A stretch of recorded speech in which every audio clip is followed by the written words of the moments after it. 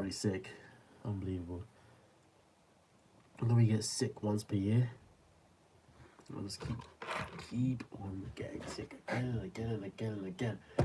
Really annoying. What can you do?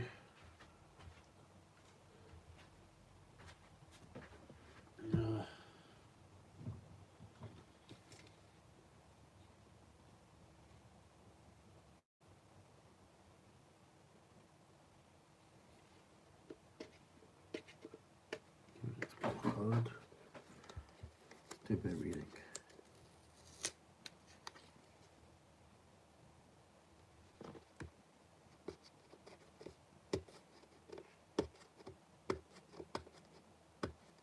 Immune system support. Kind of need this. Fatigue reduction. I'm not sure if I actually completely believe that one because I'm always tired. If anything, just makes me tired.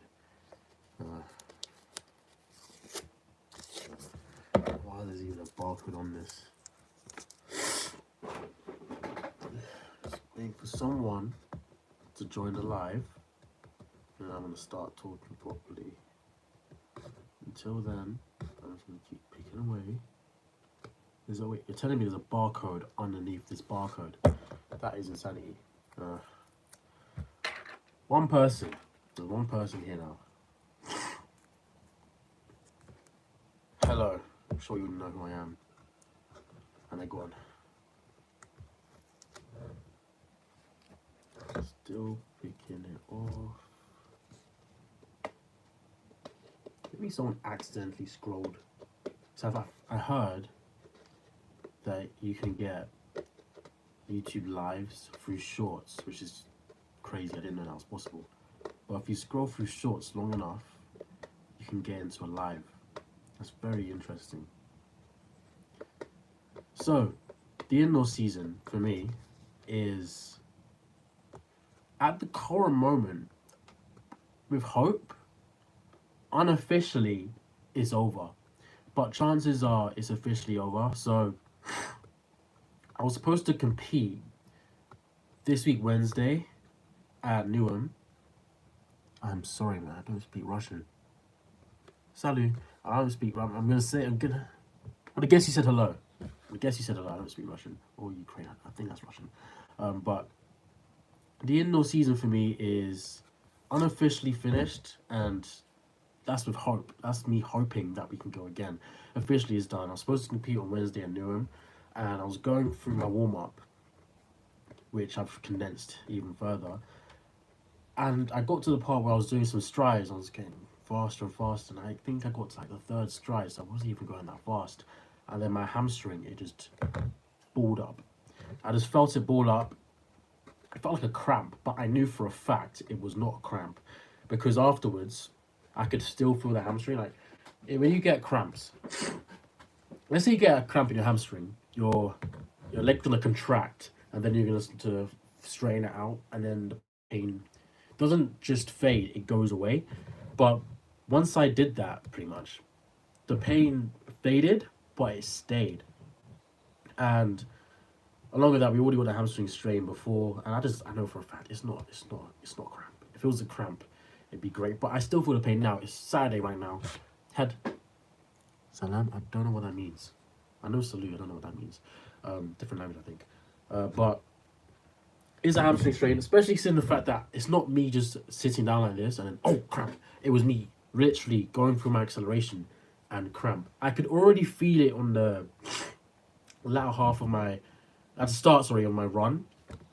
And then when that happened, I was like, we just spent so much money just for it to all amount to this one moment. Because, sorry, I'm sick. You're going to keep hearing sniffles. It made sense for me to compete at Luca. It made sense for me to compete at Sutcliffe. It made sense for me to compete at Cushalton and then Cushalton again. But once we got that hamstring strain, it didn't make sense for me to keep competing anymore. Like, I think there was a race, London Indoor Games. There was a race in between SEAA and my 699. London Indoor Games, we didn't have to go to that. We did. And then after SEAA, the next race was, we had Newham as well. We had so many Newham races in February. And we just had a lot of races in between that 699 that we didn't need. because realistically, for what do you call it, for February, if I wasn't trying to push to try to get to British champs, which we failed, which we should have known we were gonna fail once we got a hamstring strain in January, but I just thought we'd be able to get away with it, that we weren't gonna go British champs. So I paid for all these competitions early in advance, which I pretty much wasn't supposed to do. Thank you for saying I'm beautiful and go Russia. Um, I could have. Well, the meets that I paid for, I was supposed to go to SCAA. That's a national meet. I was supposed to go to Bucks. That's a national meet, and we surprisingly did not as high as I expected myself to do, but we did quite well compared to where we were. And we were supposed to go Kent counties, but because of all of these meets that we've done at the start, I'm not going Kent counties, and I was supposed to be in March. The cutoff for registration was yesterday, and after the hamstring strain on Wednesday, I knew we weren't gonna go. I needed time off, so I'm supposed to race at Newham. Didn't do that on Wednesday. DNS, I was there though. We're supposed to race at BFTTA Indoor Series 3 in March. We're not doing that. I've already paid, but we're not doing that. And then Kent Counties, we can't do that because I never paid. So my next competition will be outdoors. Chances are it's going to be the 21st of April, which I've already paid for. 21st of April, BFTTA, first outdoor series. You've been to Hogwarts? No. I've been to the platform 3/4 though. We're gonna have the first race pretty much the end of April, and then after that it's gonna be like Bucks. But we've got 8 weeks to fix all of the issues that I have with my hamstring. I'm sad about it and happy. I'm sad because I don't want to be injured, and a hamstring injury is not the best injury for anyone to really have. But I'm happy about it considering the fact that it's the first time I've got injured and it wasn't my knee. Because for the last 2 years, I've just repeatedly been injuring my knee and my ankle, and for the first time it's something else, so I'll take that. So what I've decided to do is for the next 8 weeks, I'm pretty sure it's 8 weeks, we're gonna just really work hard on my hamstring. Look at it. So we're gonna be doing a lot of hamstring curls.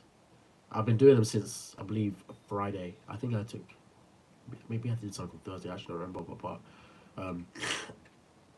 I've been going to the gym every day, 5 times 15 reps of just standing hamstring curls. So I'm not sure if you can actually see my legs, but yeah, you can't really see my legs. But literally just legs together, single leg, curl the leg up, and just lay it down. So I think I'm supposed to do it slowly. Sometimes I do it slowly, sometimes I don't, but whatever. So that's what I've been doing for this week. I don't know who the Russian is. I don't know, Khaled. That's what I've been doing for this week. The whole focus on it is just blood flow. So a lot of people know about rice, not the food, what you're supposed to do when you get injured, and that's not true. It's not true, and it's supposed to be used for certain types of injuries, and I forgot which type. But when you get a muscle injury, you're not supposed to be doing rice, rests, ice, compression, elevation. That's not what you're supposed to be doing. You're supposed to be doing meat. And I forgot what the entirety of meat stands for, but the first two is movement and exercise. So every single day I've been moving. Like I'm going to the gym every single day. I'd run to the gym. I can't run very fast. Like a light jog could irritate my hamstring, so we go really slow. So we run all the way to the gym. And then we do the 5 times 15 for my hamstrings. And then along with that, when I get home, I haven't done it yet today, but we put on some deep heat, and then we use my massage gun and we just open up the muscle to get some blood flow. I usually do that before I go to bed. So that's what I haven't done it yet. Meat or rice. I'll actually look up what it means. MEAT. I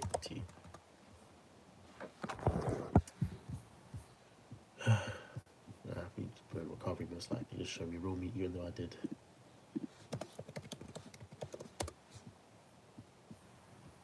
Okay. It's movement, exercise, analgesics, and treatment. So movement, moving around. Exercise, rehab stuff, in or out of the gym.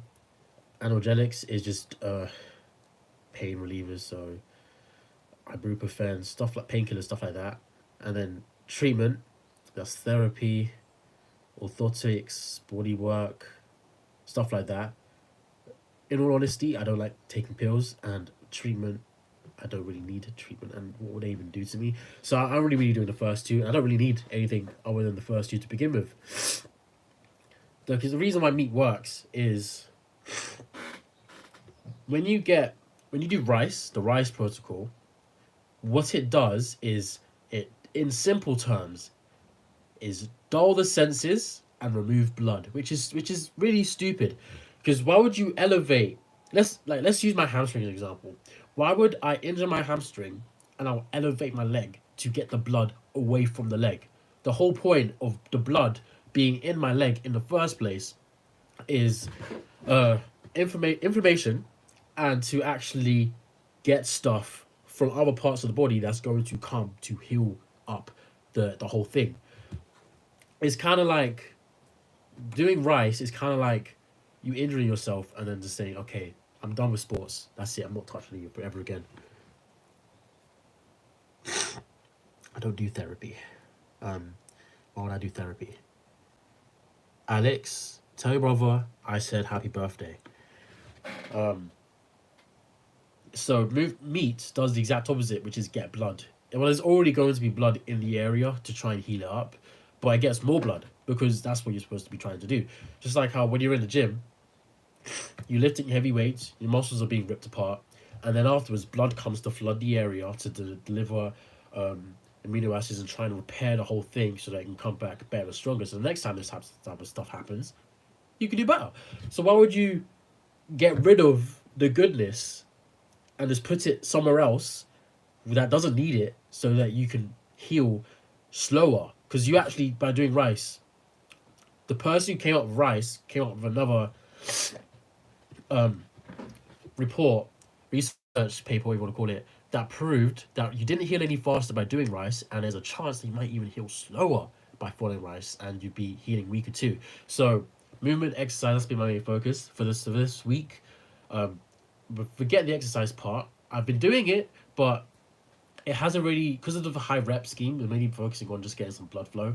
And I'd consider it just movement, because movement is just gentle movement. And doing the hamstring curls, the weights aren't heavy. For example, my left leg, it can move about, I mean, actually, I've got it on notes. My left leg can deal with, that's actually wrong, 18 kilograms of weight, whilst my right leg can deal with 14 kilograms, which is also wrong recently. And that's for like the reps that I was trying to do, not max weights, just for like a few reps, a decent amount. And I'm just trying to get the blood flow there. So next week's when I'm actually going to properly start the training. I'm going to be back in the gym, and I'm going to really hammer the hamstrings and the adductors, because the adductors is where the whole issue started. It went from the adductor to the hamstring. So we'll deal with that. Oh, today's your birthday. Where is my dad's birthday? Well, happy birthday, Alex. Wait, Lucas. Wait, I'm confused. Happy birthday, Alex and Lucas? I think. So confused. But next week, the strength training is going to start again. But I don't think I'm going to be going to the gym for anything other than just the hamstring and the adductors, because those are the real areas we're going to be working on. My body elsewhere, I don't know what strength levels we are. We haven't been able to go to the gym for so long because competition and injury. But my body doesn't like the rest. It likes training. So I'll be going to the gym every day. 4 days will be actual training, whilst the other days will be what I've been doing for this week, which is just some light work for my hamstrings. And I'm going to also add on some adductor stuff as well. We just need to just get some blood flow in there and help this heal up.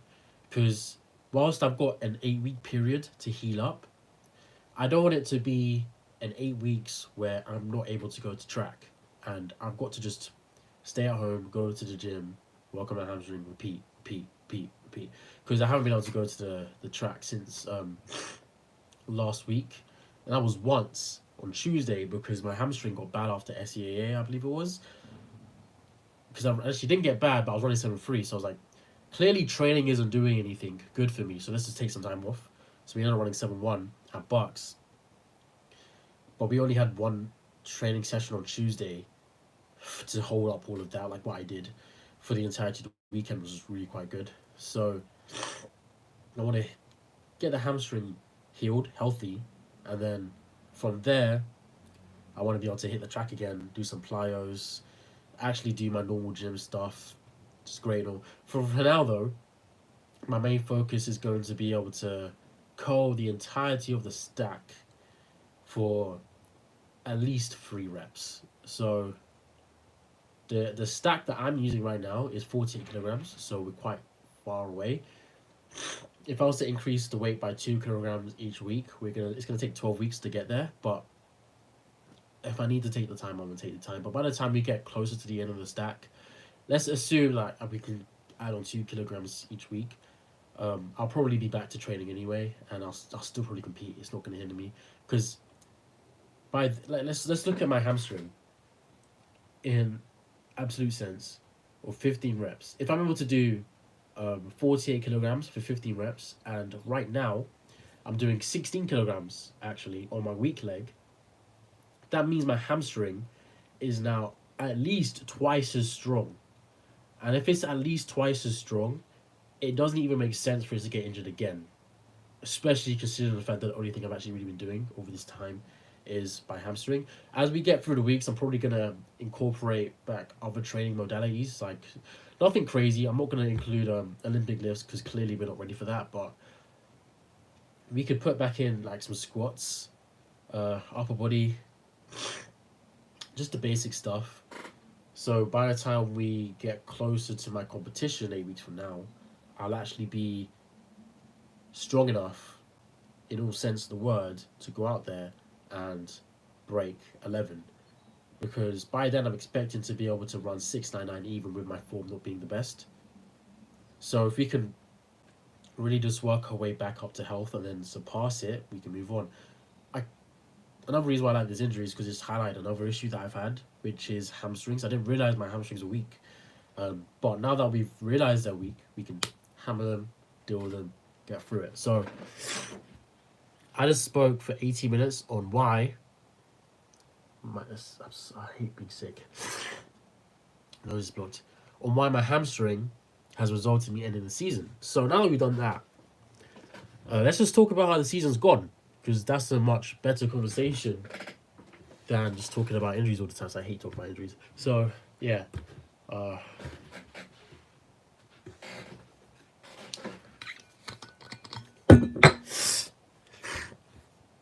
Let's see. We go to track. Let's look at the meets that we've done so far. So for this season, we have. Oh, okay. We have done Luca. Oh yeah, it is today and tomorrow. If anyone knows anyone that's there, tell them I wish them good luck. So we've done Luca, Sutcliffe, Momentum, Slan, Newham, London Little Games, Newham, SEAA, Bucks. 9 meets. 9 meets. Which is insane. We've done 9 meets indoors in about 2 months. Well, 3 months, I guess. That's a lot of meets, a lot of times.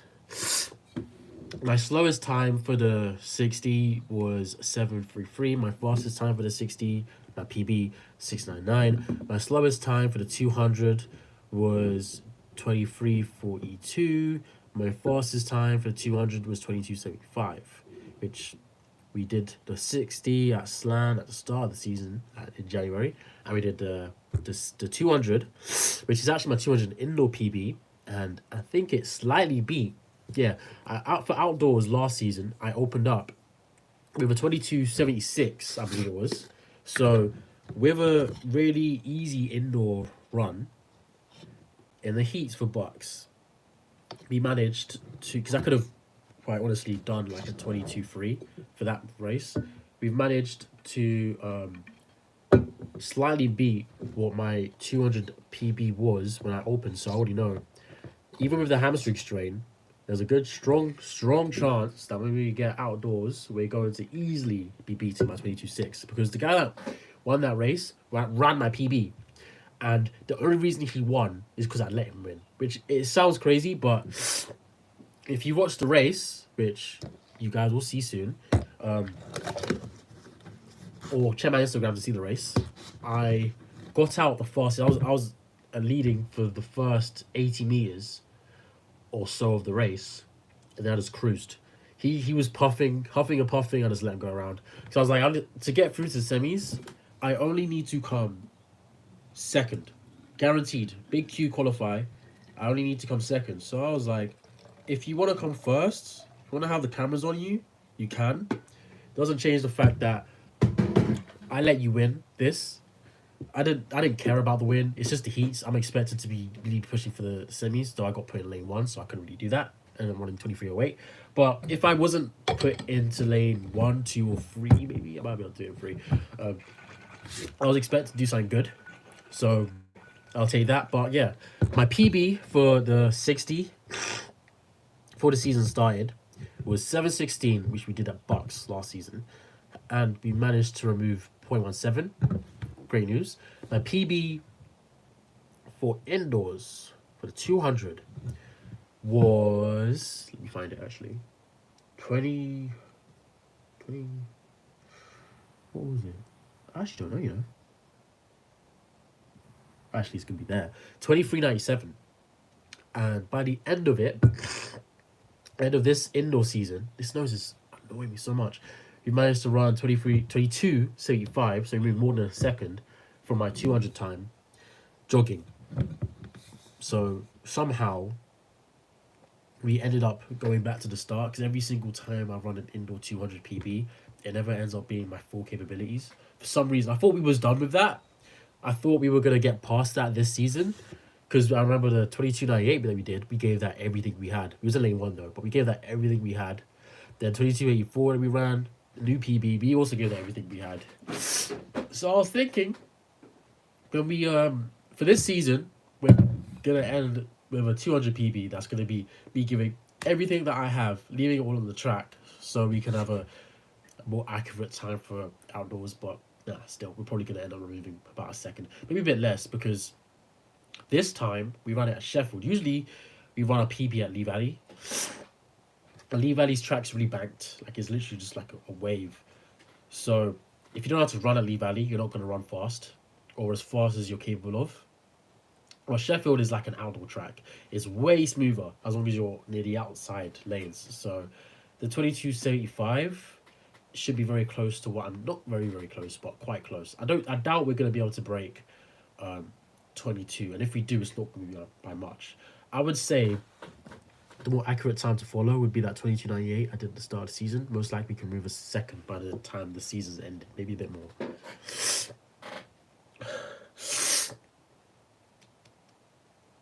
Nose is so annoying sometimes. But yeah, so 7 meets. Was it 9 meets? 9 meets. It was 9 meets. And 1, 2, 3, 4, 5, 6, 7, 8, 9, 10, 11, 12, 13, 14, 15, 16, 17, 18, 19, 20, 21. 21 races in this season alone. And if you just look at 2025, not the indoors. When I started indoors, it was November. So that's in the 2024 bracket on Power 10. If you look at 2025, 2, 3, 4, 5, 6, that is 11 races. And today, well, not today, but if you raced at Newham this week, we would have had 13 races in this year's Power 10. So we actually would have managed to surpass everything I've done in 2021 for like size-wise. Because we only had, I believe it was 12 races in 2021, my first season. And we would have been able to surpass that with just one season. John 06, hello to you too. So that's cool, but we didn't manage to pull it off. But we would have if we were to compete. But indoors is done now, like I said, 8 weeks. So we're just going to push for that. We're going to focus heavily on recovery, heavily on exercise, getting the muscle moving around, loosening it up, and most likely I'm gonna do a lot of boring stuff. Like I'm gonna stretch a lot, a lot, because I can't really do anything properly in the gym. So I might as well just loosen up all my other muscles because when it comes to sprinting, the most important thing is elasticity. Considering the fact that I can't go to the gym properly, I can't sprint. I can't tell you the last time I sprinted. Actually, I can Wednesday, but you get the point. I can't sprint. So, like today, I wanted to use my blocks, but I keep saying, I tell myself, you're injured. You can't do blocks, which is quite sad. So, we're just gonna really work hard on it. One thing I'm happy about is the mental state we have. The last two, well, first time I got injured, I cried. I was really upset because like, why am I injured? Indoors has just started. We was doing so well. We weren't really, but we was doing so well. Can't wait to see what we able to do outdoors and then all this other stuff. And now we're injured, and there's an injury, and I don't know what to do. And nice. And the second time I got injured, it was the same place, so I didn't care. I was like, I've been here before. I know what to do. No issues here. But this time, new injury, hamstring. Knocked me off my grind a bit, but other than that, hasn't really stopped me. Like my mental state hasn't changed. I've seen what I was capable of doing with an injury so many times. Like in order, we talk about all my injuries in order. We rolled my ankle 3 times in the off season of the first year at uni. Then we injured my knee in January, so about 4 months later. And then by the end of that season, we injured my left hip. And every single one of those injuries is no longer an issue. My ankle, I could roll my ankle right now and it just flip back over. Like I've done it so many times. My ankle just doesn't know how to roll itself anymore. It's too strong and mobile. My knee, well, I haven't got injured for that yet. And it's become chronic technically, but we haven't got injured. So we've clearly done something right so far for it to stay holding up. And instead of my knee giving out, it's my hamstring. And then, actually, no, that's supposed to be talking about my hip. So my hip, actually, no, right, that's the right order. That's the right order. My hip, we've done so many cable pulls through my hips to the point where I can still feel like maybe the muscles hasn't connected back properly, but it's way stronger than it was before.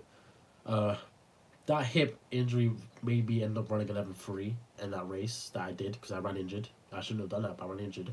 And then last season, we was running 11.3 for the majority of the season until the very end. So we've also managed to conquer that. We're back to running 11.1s. We just need to make sure that the injury doesn't come again, which I don't think it will.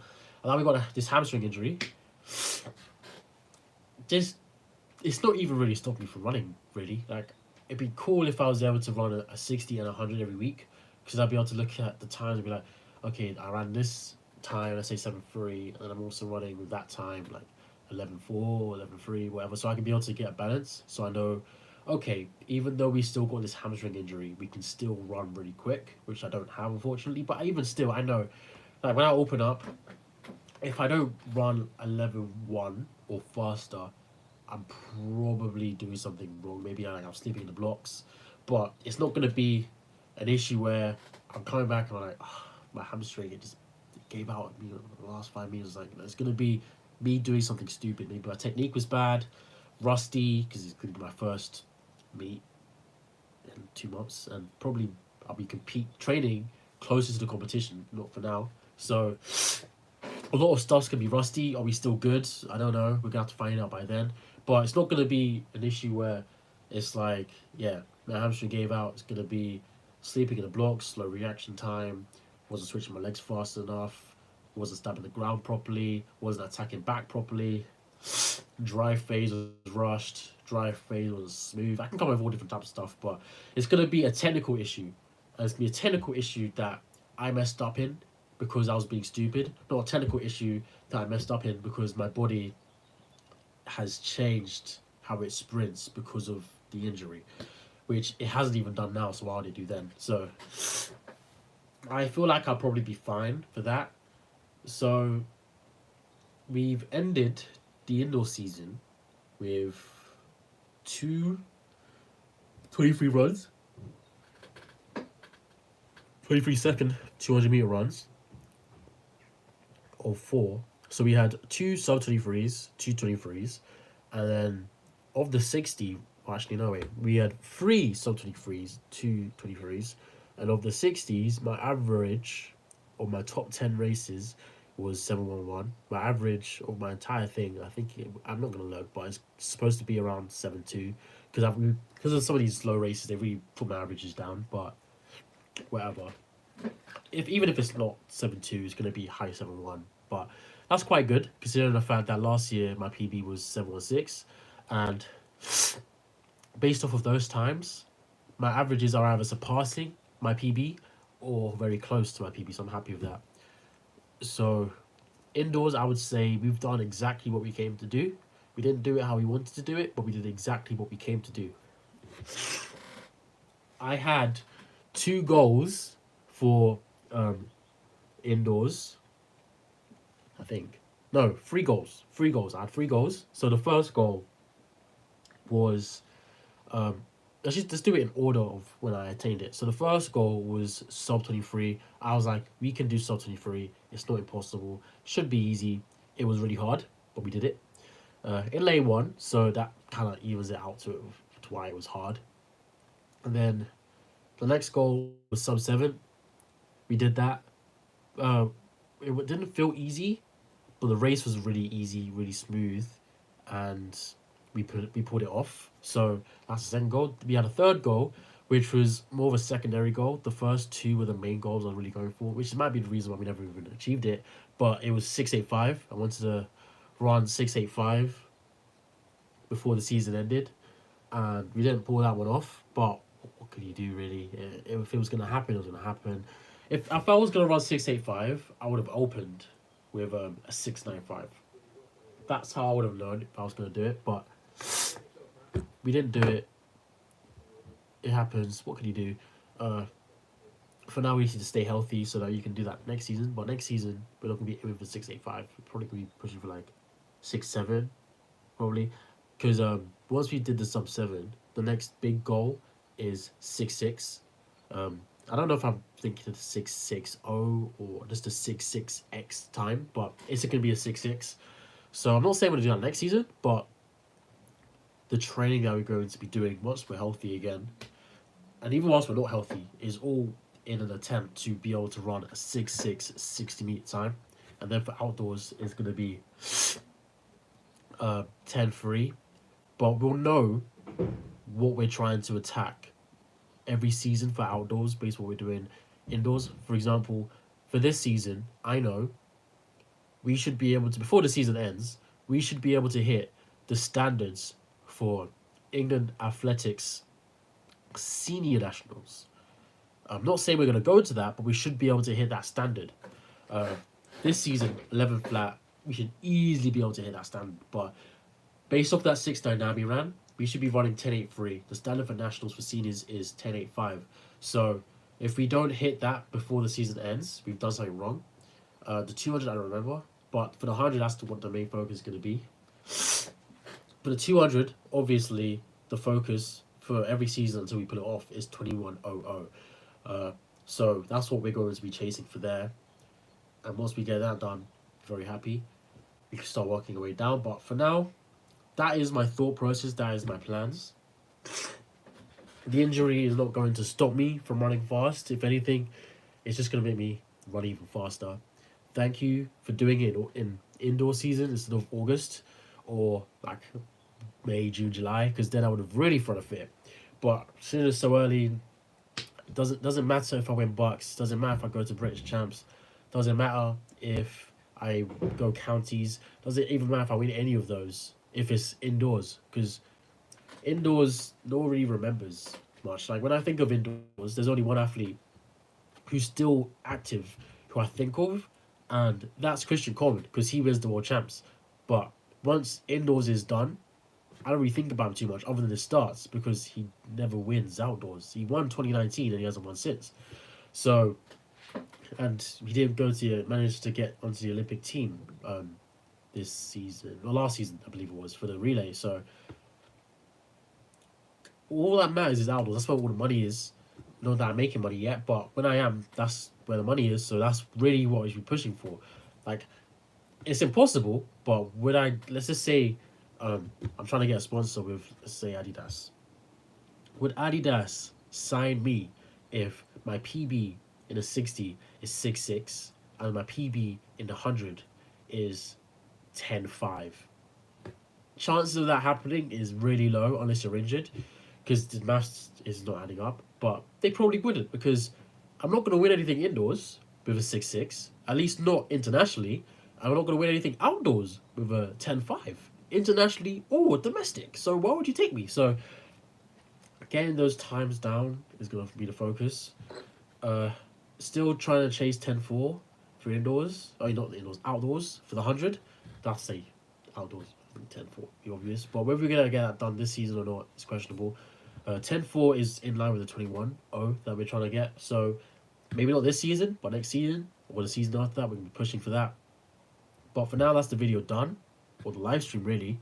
You can expect to see my next race on 21st of April, BFTTA Outdoor Series. It's going to be 2 rounds on 100, 2 rounds on 100, 1 round on 200 in between those. So they're 100, 200, 100. And I'm supposed to have Newham. We didn't compete.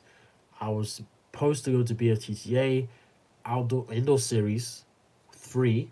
We will not be going to there because I'm injured. If I do go there, which I doubt I will, it would just be as a spectator, which is quite sad. But yeah, it'd be as a spectator, not a competitor, which I'm not going to do. So, because I'm just going to focus on training. Why am I going to go to competition and be like, I wish I could compete at this meet that I paid for, when I could just stay at home, not have to deal with that, and then still keep getting faster. The meet's supposed to be 3 weeks. Will I be healthy enough to compete at a meet in 3 weeks? I think it's 2 actually. Starting next week. Or starting tomorrow. No, next week. Yeah, I probably will be. But will I be running anything close to 699? No. Is there a point? Well, no, it's not 699, it'd be 100. So will I be running anything close to 1084? No. So is there a point? No. Maybe I could go out there and run 11.0 or 11.1. Sure, but if that's going to agitate my hamstring, it's not worth it, because if it's going to take me 9 weeks for me to heal up my hamstring, and we've currently got, starting next week, 8 weeks, me competing on the 21st of April will slightly agitate my hamstring. But it's not going to be to the point where it's going to completely ruin all of the progress that I've made. Because BFTTA indoors is pretty much, you can just say it's bang in the middle of my healing process, whilst BFTTA outdoor 1 is pretty much at the end. So if it's pretty much at the end, if I get injured then, we clearly did a lot wrong in between that period, that 6-week period before I competed, that resulted in that happening. So chances are, even if I didn't compete, and we compete, because the next competition after that is probably going to be Bucks outdoors, even if we only competed at Bucks outdoors, we were probably still going to end up pulling up injured. So thank you for letting me know in advance so that we can play carefully based off of that. Simple as. So my fastest time electronically is 11:19. It's 1:8 if you look at the numbers, but if you convert to 0, is 11:19 that I did, because that converts with no wind to 11:1, whilst 11:18, which is my true PB that I did, converts to 11:28, I think, with no wind. And then hand timed, my fastest time is 11:2. I believe it's 11:2 on the dot, and that was what I did season before last when I ran my 11:18. My coach is very, very good at timing me correctly. I've never had him time a time for me and it was wrong. For example, before, on the Tuesday, I believe it was, when I ran on a Tuesday before Bucks. So same week, Tuesday, when I had to go and run, I was going to go and I was going to do some block starts and do a 200 time trial. And I got my coach to time trial it, and he put me down at 22:35. Then I went to Bucks and I jogged 22:75, and that was indoors. So I know his time is very, very correct. That 22:75 could have easily matched the time that he had me down for. of that 22.35. And before that, someone had me, before my sub 23 performance, first one at Luca, I was already down at 22.2, 22.3. And when I did that 22.35 on a Tuesday at Bucks, I hadn't trained for 2 weeks, gym or track, so I was taking time off. And I was still injured that's why I took time off. And that 200 felt wheezy. I wasn't smooth. Usually my 200 I finish, I'm a bit tired, but well, that 200 it felt tough. 200 felt tough. Hamstring was holding on, and I've had no training in between this, so I pulled it off. So I know the time quite accurate. I trust that 22.3 more than I trust the 22.2 I was told about before, because I was told that time and I've rounded up by a tenth of a second just to make sure it's accurate. So on my get the camera on my wall, I've got my times.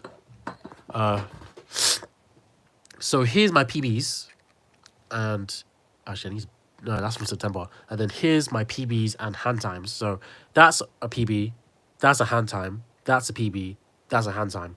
And the reason why these two are hand times is because these are my outdoor times. So for the 100, I haven't competed outdoors yet. So I haven't got a time to compare with the 11.1 that I did. And same for the 200. But this is indoors, so obviously we have a time there. But once I get a time here, we're going to replace that. I don't know what we're going to do for the hand times we get in the future. Chances are I'm not going to write them down. I might write them down like underneath, like somewhere here, but probably not going to put them there because there's no reason to. Because once I've got the real times, that's what that really matters. But yeah, those are my times, 22.75, 22.35 for the 200, and for the 100, 11.19 is what I'm going to say, and 11.26. But the fastest one was 11.2. This nose. But yeah, that's the video. Live stream. That's the live stream. Before I end it though, a few things. Very quick. Promise you very quick. So, for the BFTT Outdoors, there's 2 times I'll be chasing. And I've got them on the wall. So, 11.0, 22.3, which we're quite close to for the 22.3. Which, based off of that, lets me know that I'm probably already beating this, because my 200 usually is quite garbage compared to my 100, even though I'm more of a 200 runner anyway. But yeah, when we go to BFTTA Outdoors, we're going to run 11 flat, 22.3 before the meet ends.